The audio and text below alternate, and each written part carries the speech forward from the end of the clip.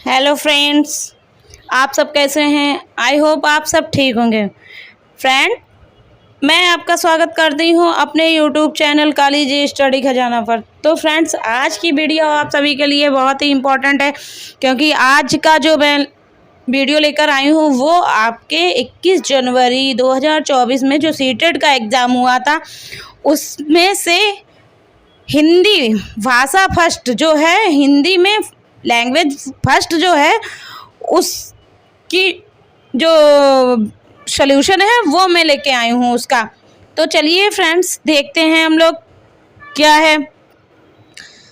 तो फ्रेंड्स देखते हैं, इसमें जो है हिंदी फर्स्ट में जो है वो 91 से लेकर 120 तक की क्वेश्चन होते हैं। तो इसमें 30 क्वेश्चन है। तो चलिए देखते हैं। पहले तो एक गद्यांश दिया हुआ है। निम्नलिखित गद्यांश को पढ़कर पूछे गए प्रश्नों के सही सर्वाधिक उपयुक्त विकल्प का चयन कीजिए। जो इस गद्यांश में से मतलब 91 से लेकर 99 तक की क्वेश्चन पूछे गए हैं इस गद्यांश से। तो हम लोग देखते हैं गद्यांश क्या है। आंतरिक और बाह्य दोनों रूपों में स्वच्छता और निर्मलता एक बुनियादी आवश्यकता है। मन के शुद्ध और सात्विक विचार आंतरिक स्वच्छता के आयाम हैं। बाह्य स्वच्छता के अंतर्गत स्वास्थ्य, शिक्षा, पर्यावरण, अच्छी सामाजिक और आर्थिक स्थिति का समावेश होता है। बाह्य स्वच्छता का मूलाधार आंतरिक स्वच्छता है। मन की स्वच्छता मानव व्यवहार को दर्शाती है। सत्य, शुद्धता, शांति, प्रेम और सम्मान जैसे आत्मा के जन्मजात गुणों का उल्लंघन प्राकृतिक विधि विधान और व्यवस्था का उल्लंघन है। तो हम लोगों का देखिए फ्रेंड्स, ये गद्यांश है। अब देखते हैं इससे रिलेटेड क्वेश्चन कौन कौन से हैं। तो हम लोगों का जो 91 क्वेश्चन, ये 91 क्वेश्चन है। देखो, इसमें से ही गद्यांश से ही पूछा गया। 91 से लेकर 99 तक की हैं इस गद्यांश से क्वेश्चन। तो आंतरिक स्वच्छता से संबंधित नहीं है, इसमें पूछा गया है जो आंतरिक स्वच्छता से संबंधित नहीं है। तो आंतरिक स्वच्छता से क्या संबंधित नहीं है? शिक्षा जो है वो आंतरिक स्वच्छता से संबंधित नहीं है। तो चलिए फ्रेंड्स, आगे बढ़ते हैं। हम लोग देखते हैं आगे क्वेश्चन 92 क्वेश्चन देखते हैं। क्वेश्चन नंबर 92 में क्या है? बुनियादी आवश्यकता है। बुनियादी आवश्यकता क्या है?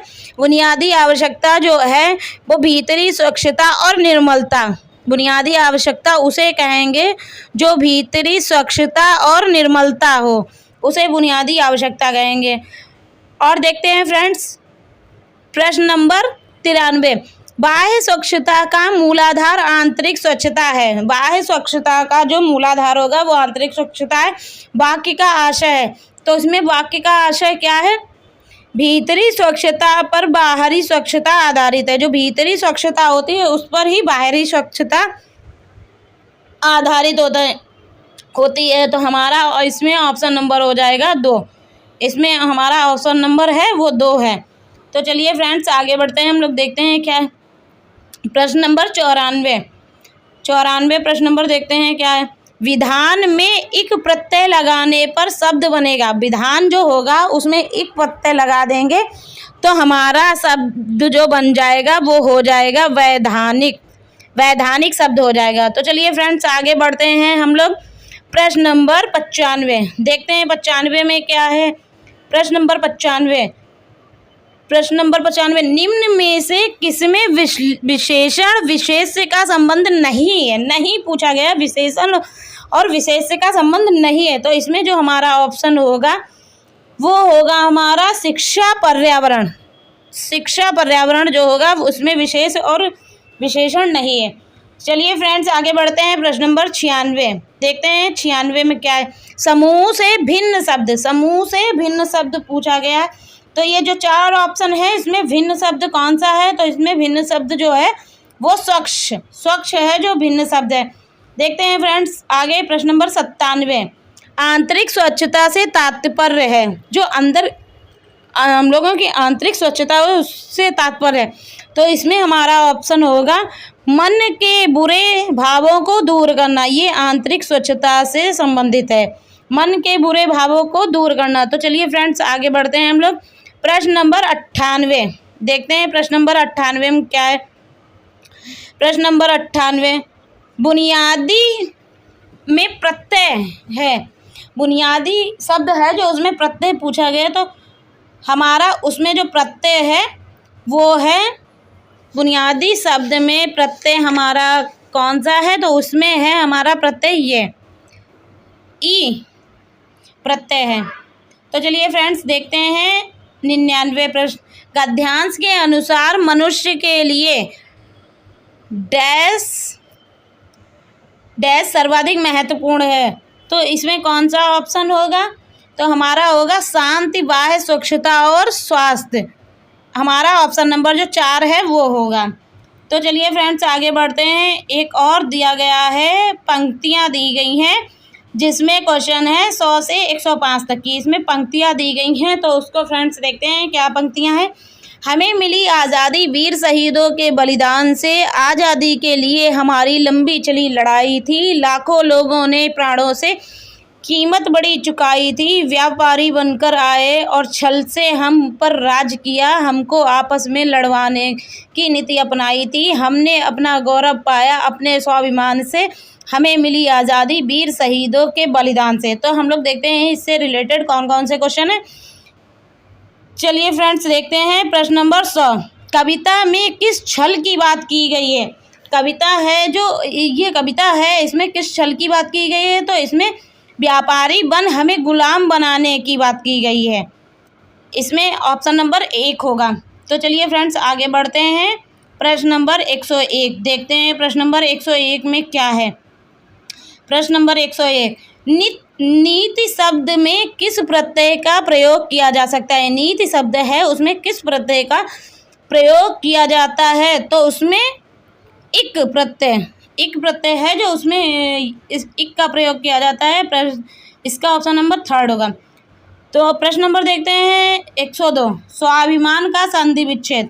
स्वाभिमान का जो संधि विच्छेद होगा स्व प्लस अभिमान होगा। प्रश्न ऑप्शन नंबर 4।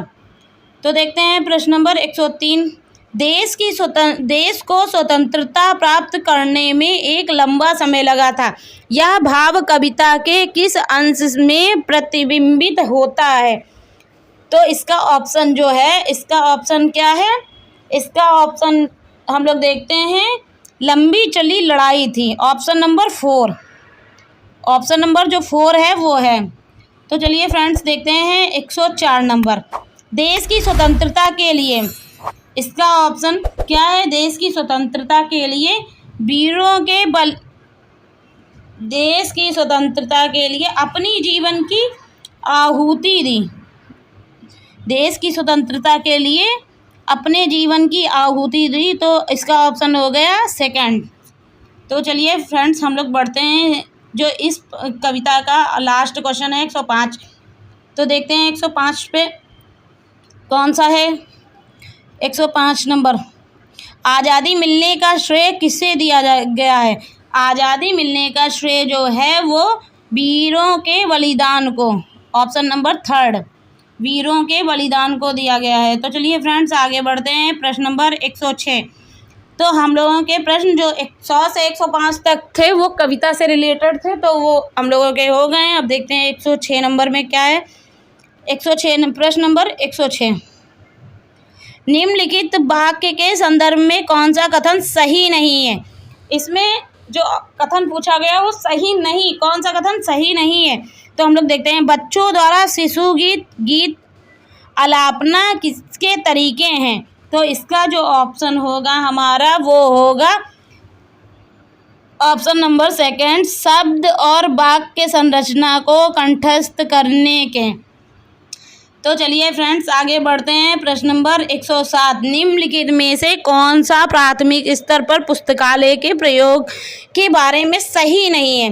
फिर सही नहीं पूछा गया, इसमें निगेटिव आंसर पूछा गया है। तो हम लोग देखते हैं इसमें कौन सा निगेटिव आंसर है। तो इसमें जो हमारा निगेटिव आंसर है तो ये है इसका आंसर 4। पुस्तकालय में पाठ्य पुस्तकों का सस्वर पठन सर्वाधिक उपयुक्त रूप से हो सकता है, तो ये हमारा ऑप्शन जो है वो गलत है। तो हमारा ऑप्शन नंबर 4 जो है वो माना जाएगा। Option number 4। तो चलिए फ्रेंड्स आगे बढ़ते हैं हम लोग प्रश्न नंबर 108। 108 में देखते हैं क्या है। साक्षरता अर्जित करने के लिए किसमें निपुणता मास्टरी होनी चाहिए। साक्षरता जो है उसे अर्जित मतलब ग्रहण करने के लिए किसमें मास्टरी होनी चाहिए। तो इसका जो हमारा ऑप्शन है वो ऑप्शन है दृश्य, साइट, शब्दावली और प्रतिमानों की पहचान। ऑप्शन नंबर जो हमारा सेकंड है वो इसका ऑप्शन हो जाएगा।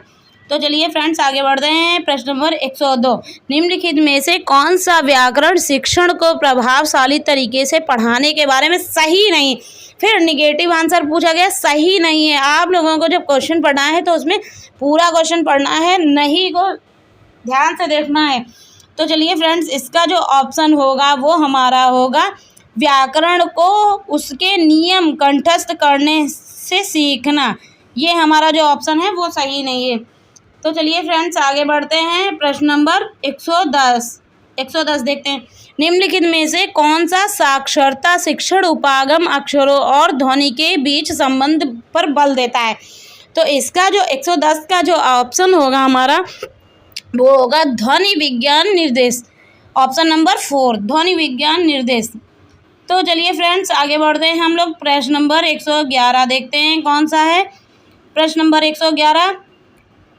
कक्षा 3 की अध्यापिका ने अपने शिक्षार्थी से कहा कि वे अपने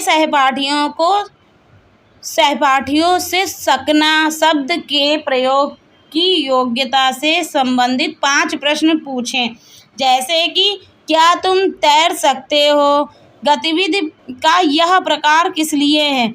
तो इसका जो ऑप्शन है वो हमारा ऑप्शन नंबर 3 क्या पुस्तकें तीसरी कक्षा की पठन पाठ्यचर्या के लक्ष्य को संबोधित करने में मदद करेंगी। तो हमारा इसका ऑप्शन नंबर हो जाएगा वो 3 हो जाएगा, जो ऑप्शन नंबर 3 है। ऑप्शन नंबर 3 इसका ऑप्शन नंबर 3 होगा।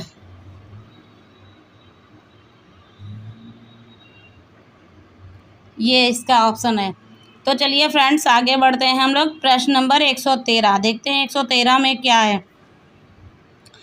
प्रश्न नंबर 113। कौन सा उपागम विधि शिक्षार्थी के जीवन की वास्तविक परिस्थितियों में भाषा प्रयोग के मुख्य लक्ष्य से संबंधित है।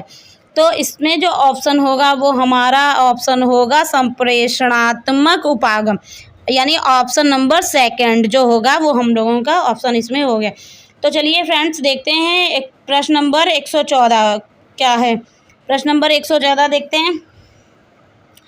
एक अध्यापक ने शिक्षार्थियों को अपने सहपाठियों से अपनी अभ्यास पुस्तिकाओं की अदला बदली कर जांचने के लिए कहा। इस कार्य का उद्देश्य क्या है। इस कार्य का क्या उद्देश्य है। तो इसका जो ऑप्शन होगा वो हमारा होगा सहपाठी के काम की जांच के कौशल विकसित करना। तो हमारा ऑप्शन जो होगा वो ऑप्शन नंबर 4 होगा, इसका ऑप्शन नंबर। तो चलिए फ्रेंड्स आगे बढ़ते हैं हम लोग प्रश्न नंबर 115 देखते हैं। 115। बुनियादी चरण की अवस्था वाले बच्चे अधिगम में तब कहीं अधिक संलग्न होते हैं जब डैश संलग्न होते हैं वे सभी इंद्रियों का प्रयोग करते हैं और अपने हाथों का सक्रिय प्रयोग करते हैं। तो इसका हमारा ऑप्शन हो गया 2 ऑप्शन नंबर 2 जो होगा वो ऑप्शन होगा हमारा। तो चलिए फ्रेंड्स आगे बढ़ते हैं हम लोग प्रश्न नंबर 116 देखते हैं क्या है। 116 प्रश्न नंबर 116। कक्षा 5 की एक विद्यार्थी कहती है, मैं अपनी काम अध्यापक को देने से पहले सटीकता के लिए अंतिम फाइनल रूप से भी जांचती हूँ। तो इसका जो ऑप्शन होगा वो ऑप्शन होगा प्रूफ रीडिंग ऑप्शन नंबर 3। तो चलिए फ्रेंड्स आगे देखते हैं प्रश्न नंबर 117। कौन सा उपागम विधि बच्चों को भाषा की कक्षा में उसकी अपनी सहजता भाषा मातृभाषा का प्रयोग करने के लिए प्रोत्साहित नहीं करता है। तो इसका जो ऑप्शन होगा हमारा वो ऑप्शन होगा प्रत्यक्ष विधि, डायरेक्ट प्रत्यक्ष विधि होगी, ऑप्शन नंबर 3। तो चलिए फ्रेंड्स हम लोग देखते हैं प्रश्न नंबर 118। प्रश्न नंबर 118 देखते हैं क्या है। एक अध्यापिका कक्षा 2 के विद्यार्थियों के लिए विविध प्रकार की शिक्षण अधिगम सामग्री जुटाना चाह रही है। निम्नलिखित में से कौन सा मानदंड टीएलएम के चयन के लिए सही नहीं है? फिर निगेटिव पूछा गया, सही नहीं है। तो इसमें जो सही नहीं है वो चयनित सामग्री सिर्फ बच्चों द्वारा बनाई गई होनी चाहिए और फिसलन को बचाने के लिए कुछ खुरदुरी होनी चाहिए। तो इसका जो ऑप्शन हमारा है वो ऑप्शन नंबर 4 हो जाएगा, ऑप्शन नंबर 4 हो जाएगा। तो चलिए फ्रेंड्स आगे बढ़ते हैं हम लोग। प्रश्न नंबर 119 देखते हैं क्या है।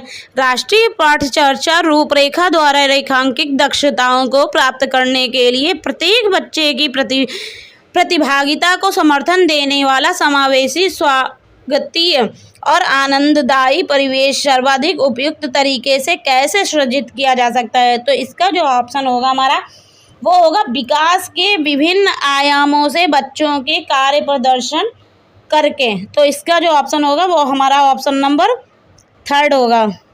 तो चलिए फ्रेंड्स इसका लास्ट क्वेश्चन बचा है प्रश्न नंबर 120 देखते हैं क्या है। 120 निम्नलिखित में से कौन सा सिद्धांत बुनियादी चरण पर पाठ्य पुस्तक अभिकल्पना का नहीं है? फिर निगेटिव आंसर पूछा गया, नहीं है। तो इसका जो होगा तकनीकी सिद्धांत, ऑप्शन नंबर 4 तकनीकी सिद्धांत नहीं है। तो फ्रेंड्स देखिए ये हमारे जो सीटेट का पेपर 21 जनवरी 2024 में हुआ था उसका जो हिंदी फर्स्ट है उसका मैं पोर्शन लेके आई थी। तो देखिए फ्रेंड्स ये पूरा पेपर सॉल्व हो गया है। तो अगर आपको वीडियो अच्छी लगी हो तो मेरे चैनल को सब्सक्राइब कीजिए और लाइक कमेंट शेयर ज़रूर कीजिए। तो और जो आगे के सीडीपी की और वो इंग्लिश के वो मैं नेक्स्ट वीडियो में डालूँगी। तो फ्रेंड्स थैंक यू।